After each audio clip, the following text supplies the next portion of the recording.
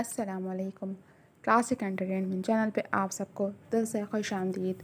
उम्मीद है आप सब ठीक ठाक होंगे, खैर खैरियत से होंगे और आपका दिन भी अच्छा गुजर रहा होगा। क्लासिक एंटरटेनमेंट चैनल पे मैं लेकर आई हूँ आपके लिए नावल तेरे शहर सितमगर में की एपिसोड।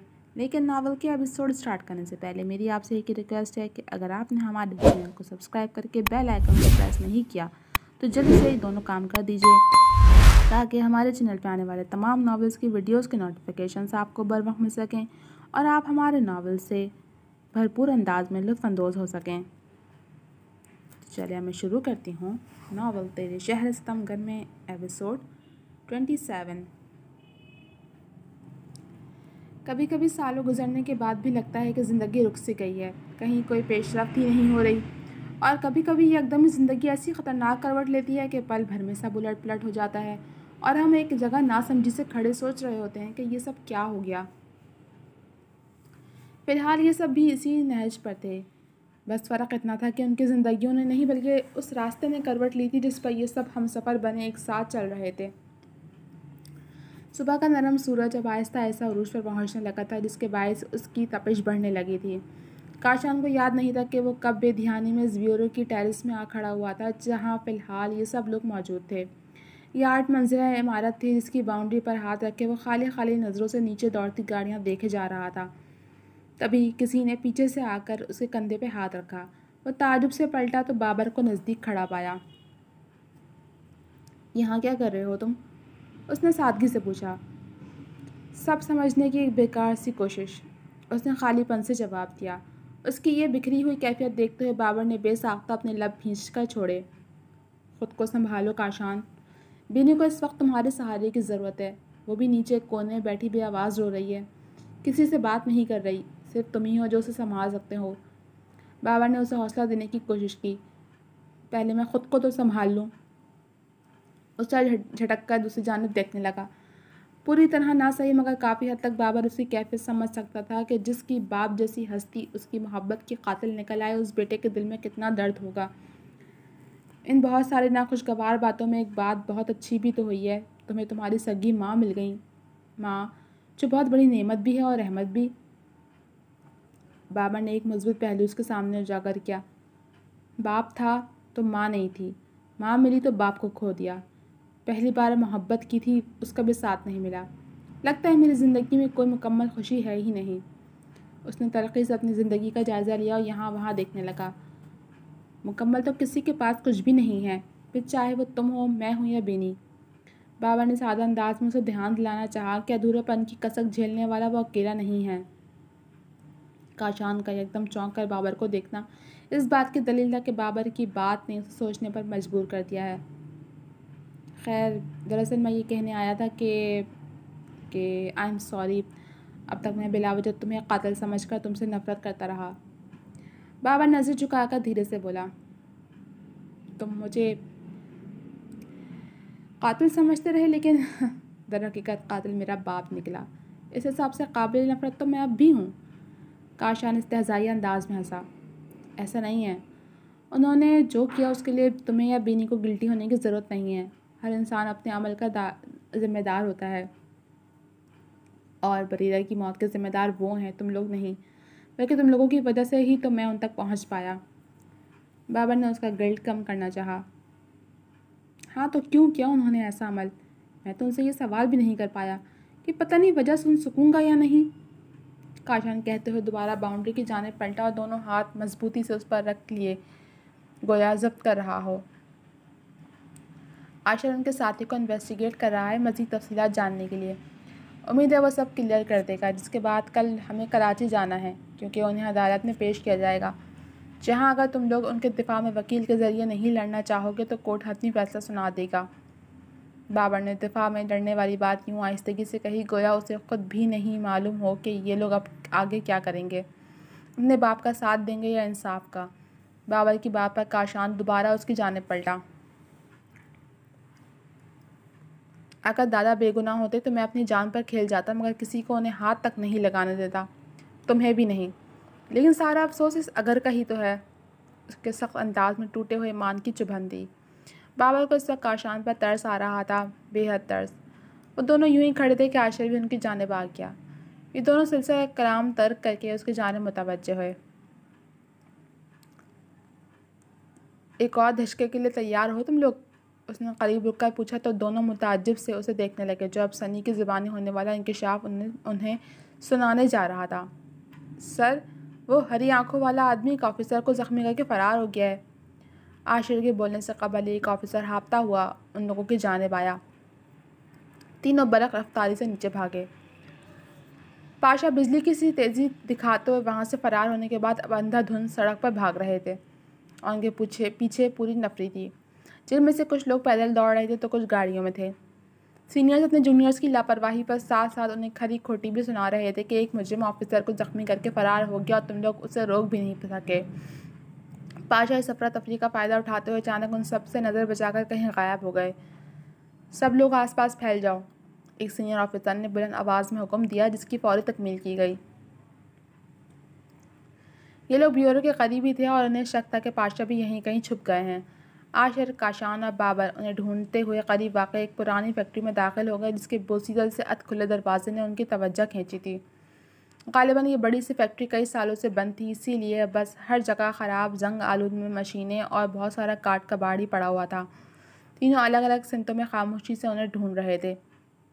दादा, बिलाखिर काशान ने पुकारा, जिसकी आवाज़ गूंज कर वापस पलट गई। आशिर दोनों हाथों से गन थामे मोहतात अंदाज में कदम उठा रहा था। बाबर भी उक़ाबी निगाहों से उन्हें ढूंढने में मसरूफ़ था। दूर खड़े आशिर ने काशान को नज़रों से मज़ीद बोलने का इशारा किया। देखिए दादा, जो होना था सो हो गया। अब इस तरह भागने से कुछ हासिल नहीं होगा, बल्कि आप और फंस सकते हैं। इसीलिए प्लीज़ सरेंडर कर दें। उसने आसपास देखते हुए आशिर की हिदायत पर अमल किया, मगर दूसरी जानिब अब भी सन्नाटा था। दादा प्लीज़, मेरे और बीनी के लिए मज़ीद मुसीबत ना बढ़ाएं, उसने दुखी दिल से फिर पुकारा। तीनों अब एक ही जगह पर थोड़े फासले से चुपचाप खड़े किसी रद्द अमल के मुंतज़िर थे। यकदम पाशा ने औक़ब से आकर बाबर को पकड़ा और उसकी कनपटी पर वही गन रख ली जो उन्होंने ऑफिसर को ज़ख्मी करके छीनी थी। इस अमल पर सभी चटपटा गए। आशिर ने फ़ौरन अपनी गन का रुख उनकी जानिब किया, मगर इससे कबल कि वह हाथ पर फायर करता, पाशा ने लम्हे के 1000वें हिस्से में आशिर पर गोली चलाकर उसकी गर्म नोक दोबारा बाबर की कनपटी पर रख दी। गोली आशिर का बायां बाजू चीरती हुई गई थी। गन उसके हाथ से दूर जा गिरी और वह खुद कराते हुए बाजू पकड़कर बैठ गया, जिससे खून निकलने लगा। आशिर, काशान भी घबरा कर पास आया और घुटनों के बल बैठकर उसे संभालने लगा। ये क्या किया आपने दादा? क्यों एक के बाद एक मुसीबतें खड़ी करते चले जा रहे हैं? आप ऐसे तो नहीं थे। काशान गम और गुस्से के आला में बोला। मैं दुनिया के लिए हमेशा से ऐसा ही था बेटा, बस तूने और बेनी ने मेरी असलियत अब देखी है, उन्होंने बेखौफ व ख़तर बिना किसी नदामत के जवाब दिया। पाशा ने एक बाजू बुरी तरह बाबर के गले के गिर्द कसा हुआ था, जिससे उसे सांस लेने में दुश्वारी हो रही थी, जबकि दूसरे हाथ से उसकी कनपटी पर गन रखी हुई थी। मैं हमेशा से एक बेहिस खुदगर्ज इंसान था। मैंने ज़िंदगी में बहुत सारे खोटे काम किए हैं, मगर तुझसे और बेनी से मेरी मोहब्बत सच्ची थी, इसलिए तुम लोग दोनों पर अपना ये रूप कभी जाहिर नहीं होने दिया कि कहीं तुम लोग मुझसे डर कर नफरत ना करने लगो। बोलते हुए उनके अंदाज से मोहब्बत छलकी थी। मगर अचानक पता नहीं कहाँ से ये मनहूस हमारी ज़िंदगियों में चला आया, जिसकी वजह से आज हम इस मकाम पर हैं। सारी मुसीबत की जड़ ही ये है। ये ना ये आता और ना ये सब कुछ होता। उनके नरम पड़ते अंदाज में फिर सख्ती आ गई थी। उन्होंने अपनी गिरफ्त मज़ीद तंग की। बाबर की कोई गलती नहीं है, उसने जो किया बिल्कुल ठीक किया। आप एक बार बरीरा की जगह बीनी को रखकर सोचें कि अगर उसके साथ ऐसा कुछ हुआ होता तो क्या हम उसके मुजरिम को छोड़ देते? काशान ने उन्हें हकीकत का आईना दिखाना चाहा। वो सब मैं नहीं जानता, मुझे बस इतना पता है कि जिस शख्स की वजह से हमारी पुरसुकून ज़िंदगी दरहम भरम हुई है, मैं अब उसे ज़िंदा नहीं छोड़ूंगा। उनकी आंखों पर गुमराही की पट्टी बन चुकी थी, जिसके बायस उन्हें ना कुछ नज़र आ रहा था ना समझ। उन्होंने एक झटके से बाबर को छोड़ा तो वह उनसे अलग होते हुए उनकी जानिब घूम गया, जिसकी सांस अटकने की वजह से हालत बुरी हो रही थी। तेरी बहन से मेरी कोई ज़ाती दुश्मनी नहीं थी, बल्कि वह अपनी गलती से मरी। ना वो उस रात हमारे मामले में टांग अड़ाती और ना उसकी जान चाहती। ऐसे ही मेरी तुझसे भी कोई दुश्मनी नहीं थी, मगर तेरी वजह से मेरे बच्चों के सामने मेरा भरम टूट गया और उनकी ज़िंदगी वबाल हो गई। मेरे बेटे पर इल्ज़ाम लगाने की और मेरी बेटी का दिल तोड़ने की सज़ा मैं तुझे देकर ही रहूँगा। उन्होंने गन उसके माथे की जानिब किए जुनूनी अंदाज में कहा था और ट्रैगर पर रखी उंगली पर दबाव डाला। दादा नहीं, काशान हलक के बल चिल्लाया। फायर की ज़ोरदार आवाज़ से पल भर को पूरी फैक्ट्री गूंज उठी और फिर हर तरफ गहरा सन्नाटा छा गया, मौत का सन्नाटा। बाबर अपनी जगह सही सलामत खड़ा था, मगर पाशा की आंखें फटी रह गई थीं। उन्होंने सर नीचे करके अपने सीने की जानिब देखा तो दिल का मकाम उन्हीं के खून से सुर्ख हो गया था। गोली पीछे से उनकी पीठ में प्योस्त होकर दिल चीरती हुई सीने से बाहर निकली थी। वो बेसुध होकर ज़मीन पर गिरे तो उनके पीछे वो शख्स खड़ा नजर आया जिसने गोली चलाई थी। पाशा ने बंद होती आंखों के साथ देखा, जामनी सूट में दोनों हाथों से गन थामे खड़ी वो लड़की बेनी थी, दादा की बेनी। मैं क्या करूँगी दादा गन चलाना सीख कर, मेरे को कौन सा पुलिस में जाना है। बेनी के जहन में उसकी अपनी आवाज़ गूंजी। कोई भी काम सीखने का मौका सिर्फ ये सोचकर नहीं छोड़ना चाहिए कि इसकी ज़रूरत नहीं है, बल्कि इसीलिए सीख लेना चाहिए कि ज़रूरत पड़ने पर वो काम आ सके। क्या पता कल को कोई ऐसी नौबत आ जाए जब तुझे गन चलाने की ज़रूरत पड़े और तुझे ना आती हो, तब क्या गोली फेंक कर मारेगी। उसे पाशा का जवाब याद आया। वैसे ये गोली फेंक कर मारने वाला आइडिया मस्त है। बेनी को शरारत ही सूझ रही थी। हाँ, दुश्मन तेरे पे हंस हंस कर ही मर जाएगा। वो उसे घूर कर रह गए थे। पाशा की नज़रें हनोज फासले पर पथराई हुई खड़ी बेनी पर ही थी। उनकी आंख से पहला और आखिरी आंसू निकलकर कनपट्टी की जान फिसला और अगले ही पल रूह जिस्म को बेजान छोड़ती हुई परवास कर गई। उनकी आंखें यूं ही खुली रह गईं। जिस शाख को मैंने फूलों से सजाया, मेरे सीने में कांटा उसी शाख का उतरा। जिन हाथों से उसने अपने दिफा में दुश्मन पर गोली चलाना सिखाई थी, जिन हाथों ने उसे उंगली पकड़कर चलना सिखाया था, जिस साहिबान ने उसे दुनिया के सर्दो गर्म से बचाया था, आज उसने उसी की जान ले ली थी। उसने अपने हाथों उस शख्स के दिल पर गोली मारी थी जो उसके दिल के बेहद करीब था, जो उसका सब कुछ था और अब वो कुछ भी नहीं रहा था सिवाय एक मुजरिम की लाश के।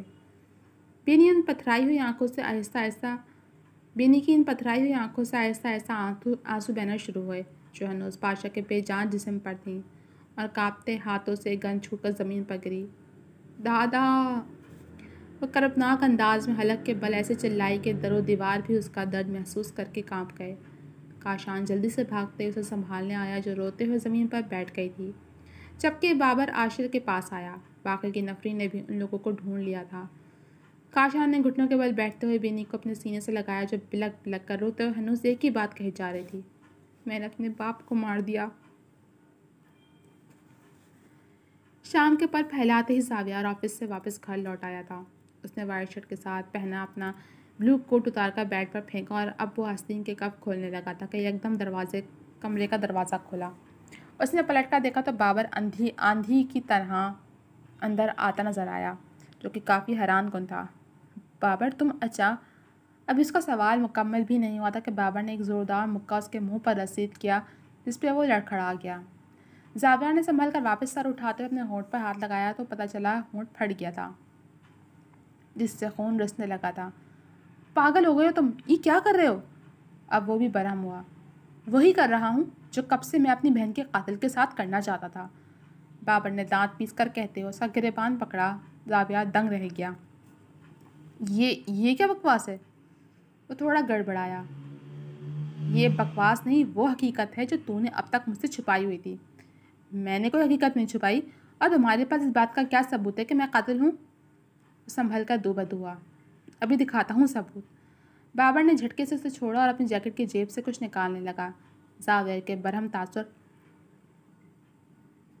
अब ताज्जुब में बदल गए थे।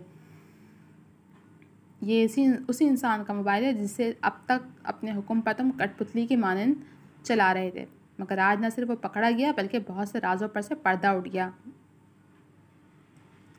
बाबर ने पाशा का मोबाइल उसकी नज़रों के सामने किया, फिर उसे ऑन करके उसमें कुछ ढूंढने लगा। ये तुम्हारी व्हाट्सएप चैट है ना जिस पर यह बातचीत हो रही है कि पहले उसने तुम्हें बरीरा की तस्वीर भेजी और तुमने जवाबन उसकी जान लेने का ऑर्डर जारी किया। बाबर ने पहले स्क्रीन उसकी नज़र के सामने की, जिस पर कुर्सी से बंधी बरीरा की तस्वीर थी और उसके नीचे वॉइस नोट्स थे जिन्हें बाबर ने प्ले किया। एक मसला हो गया जावियार, हम उस लड़की रुखसार को लाहौर ले जाने के लिए स्टेशन जा रहे थे कि वह रास्ते में गाड़ी से कूदकर भाग गई। हम जब तक उसे ढूंढते हुए उसके पीछे गए तो वो किसी लड़की से मिल चुकी थी जिसे वो बरीरा बाजी कह रही है, और सब बता दिया है कि शेल्टर होम से लड़कियां सप्लाई की जाती हैं। वो लड़की बरीरा इस रुखसार की कोई जानने वाली है और कह रही है कि वो शेल्टर होम के मालिक यानी तुम्हारी दोस्त है और वो सबको हकीकत बता देगी, जिसके बाद उसका भाई किसी को नहीं छोड़ेगा। अब बताओ उसका क्या करें। पहला वॉइस नोट पाशा का था, जो मुकम्मल होते जावियार का वॉइस नोट प्ले हो गया। ये मुसीबत की पुड़िया बरीरा वहाँ कैसे पहुँच गई? ये तो कई दिनों से लापता थी। ये मेरे बिजनेस पार्टनर बाबर की इकलौती बहन है और वही लड़की है जिससे मैं बिजनेस में शेयर्स बढ़ाने के लिए शादी करने वाला था। लेकिन अब लगता है दूसरे काम बचाने के लिए शेयर्स की कुर्बानी देनी पड़ेगी। अगर ये वहाँ से बच निकली तो हम में से कोई नहीं बचेगा। इसीलिए इसका काम तमाम करके किसी वीराने में इस तरह इसकी लाश फेंक दो कि डकैती का केस लगे। इसके अलावा इस रुखसार को जल्द अज जल्द लाहौर पहुँचाओ, पार्टी इंतज़ार कर रही है और काम होते ही मुझे इन्फॉर्म करो, मैं इंतज़ार कर रहा हूँ। जावियार ने ताजुब के आलम में बहुत जल्द सारी सूरत हाल के हिसाब से ऑर्डर जारी किए थे। इसके बाद अगला मैसेज फिर पाशा का था। रुखसार को दूसरे बंदों के साथ रवाना कर दिया है जावियार। अब बरीरा का काम भी तमाम हो गया है, मगर एक मसला हो गया है। उसकी लाश ठिकाने लगाते हुए कमिया सनिया की नीयत ख़राब हो गई थी उस पर, तो उसने रेप कर डाला। पाशा थोड़े मुतफक्किर थे। उस इडियट का दिमाग ख़राब है क्या? रेप करने की क्या ज़रूरत थी उल्लू के पट्टे को? अब फॉरेंसिक टीम सैंपल की मदद से पहले तुम लोगों तक पहुंचेगी और फिर मुझ तक। अब मुझे पानी की तरह पैसा भागकर पुलिस का मुंह बंद करना होगा और फॉरेंसिक रिपोर्ट बदलवानी पड़ेगी। एक काम ढंग से नहीं होता तुम लोगों से। जाविया बुरी तरह झुल्ला गया था, जिसके बाद सिलसिला कलाम मुनक़ता हो गया। कमरे में गहरी खामोशी छा गई थी। जाविया सारे पत्ते खुल जाने पर एक बार एक हारे हुए जारी की तरह साकित खड़ा था और बाबर की कहर आलूद नज़रें उसके मकरू चेहरे पर थीं। जाविया के जहन में वो सारी बातें गर्दिश कर रही थी जो अब तक रोनुमा हो चुकी थीं। उसे याद आया कि जब पाशा को पता चला था कि बाबर अपनी बहन के कत्ल के जुर्म में काशान को सज़ा दिलवाने वाला है, तो हैरान परेशान से जाविया के पास आए थे, जो उस वक्त कराची में ही था। फ्लैशबैक।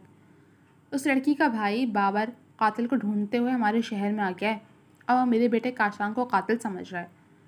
पाशा मुतफक्किर से खड़े थे। समझता है तो समझने दो। ये तो अच्छी बात है कि उसका शक हम पर नहीं आएगा और हम सेफ रहेंगे।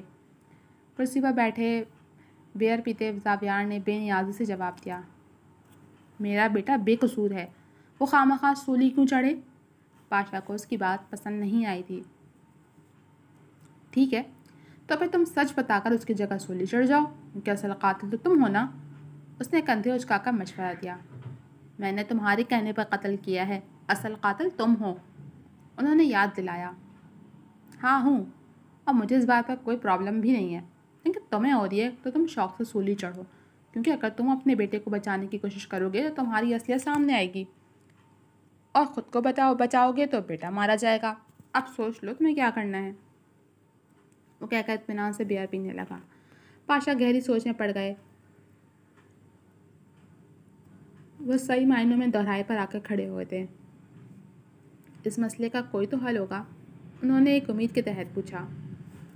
एक हल है।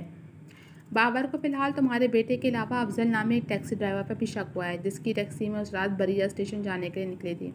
वो ड्राइवर अब पिंडी में है और बाबर पिंडी जाने की तैयारी कर रहा है।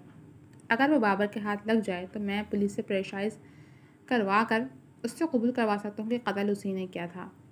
उसने आसान अजीम करते हुए एक हल बताया। कहीं ये वही टैक्सी ड्राइवर तो नहीं जो उस रात फ़रार हुआ था? पाशा को एकदम ख्याल आया। उनकी बात पर जाविया भी चौंका और उसने फटाफट पैंट की जेब से मोबाइल निकाला। क्या ये वो ड्राइवर है? जाविया ने वो तस्वीर दिखाई जो बाबर ने उसे भेजी थी, क्योंकि बाबर हर छोटी बड़ी तफसीर उसे भी ज़रूर बताता था। तफसीर साफ नहीं है, लेकिन हुलियत से वही लग रहा है। उन्होंने बगौर देखकर तस्दीक की। अगर ऐसी बात है तो फिर किसी सूरत ये बाबर के हाथ नहीं लगना चाहिए। अब जाविया भी संजीदा हुआ, जबकि पाशा तो पहले ही परेशान थे। एक काम करो, तुम भी बाबर के साथ पिंडी जाओ, ये शो करके कि तुम भी उससे इस रात के बारे में पूछगछ करना चाहते हो, मगर बाबर के हाथ लगने से पहले ही उसका काम ऐसे तमाम करो कि उसकी मौत हादसा लगे। जब कातिल ही मर जाएगा तो फिर बाबर किसको ढूंढकर सज़ा दिलवाएगा? उसने सोच विचार करके मामला तरतीब दिया। उसके साथ जाकर मैं भला उससे पहले उस तक कैसे पहुंचकर उसे ख़त्म करूंगा, वो उलझे। देखो, आज बाबर ने मुझे इसके बारे में बताकर मज़ीद मालूमात हासिल करने का कहा था। मैंने ऐसा किया तो मालूम हुआ कि यह आदमी फ़िलहाल घर पर नहीं है, कुछ दिनों के लिए कहीं गया हुआ है। कहाँ गया है ये किसी को नहीं मालूम। मैं ये बात बाबर को बताने वाला था, मगर अच्छा हुआ तुम सही वक्त पर आ गए। अब मैं बाबर को नहीं बताऊंगा कि ये घर पर नहीं है। तुम अपने इस पेंटर सनी के साथ पिंडी जाओ, और जब ये घर पर ना मिले तो वहीं आसपास किसी होटल में रुक जाना। बाबा तो ज़ाहिर है अपने घर इस्लामाबाद में होगा, तुम बस उस पर नज़र रखे रहना और जैसे ही मिले काम ख़त्म कर देना। बाबर की बाकी ब्रेन वॉशिंग मैं करूँगा। तो उसने तहम्मुल से सारा प्लान समझाया, जो पाशा बगौर सुनते रहे। हाल बाबर ने चुपचाप मोबाइल वापस जैकेट की जेब में रख लिया था, जबकि जावियार अपनी सफाई में कहने के लिए लफ्ज़ तरतीब देने लगा। देखो बाब, उसकी बात मुकम्मल होने से कबल ही बाबर उसे मुक्का जड़ चुका था। वो जैसे संभल कर सीधा हुआ, बाबर ने फिर एक मुक्का मारा। जाविया कांच की मेज़ पर गिरा, जो उसका वज़न ना सहते हुए चिकनाचूर हो गई और किचियाँ जावियार को भी चुभी। मेरी मासूम बहन के साथ इतनी सफाक हरकत करते तुझे ज़रा रहम नहीं आया कमीने। बाबर ने उसे गिरबान से पकड़ कर खड़ा किया। मैं तो ये सोचकर उसका हाथ तेरे हाथ में देने वाला था कि तू मेरी नाजो पली बहन का मुझसे भी ज़्यादा ख्याल रखेगा, मगर ख्याल तो दूर, तूने तो इंसानियत के नाते भी उस पर रहम नहीं किया। एक और मुक्का पड़ने पर वो ड्रेसिंग टेबल से टकराया, जिस पर सजी कीमती परफ्यूम्स की बोतलें टूट गईं और किनारे से सर टकराने के बायस खून निकलने लगा। बाबर यूं ही उसे मारते घसीटते हुए कमरे से बाहर ले आया और सीढ़ी के पास रुककर एक आखिरी ज़ोरदार मुक्का मारा। जाविया सीढ़ियों पर से गिरते हुए औंधा हॉल के फर्श पर गिरा, जहां अभी अभी पुलिस की नफरी दाखिल हुई थी, जबकि ऊपर खड़े बाबर की नज़रों में उसके लिए सिर्फ नफरत थी, बेतहाशा, बेहिसाब, बेपनाह नफरत। जी तो जनाब, कैसी लगी आपको ये एपिसोड? तो आखिरकार वो शख्स सामने आ गया जो असल मास्टर माइंड है, यानी जावियार। उसने ही बेदर्दी से बरीरा को मरवाया और आखिर पाशा भी अपने अंजाम को पहुंच गए। तो जानने के लिए जुड़े रहिए मेरे साथ कि आगे क्या होगा। फिर मिलूँगी आपसे अगले एपिसोड के साथ। तब तक के लिए अल्लाह हाफ़िज़।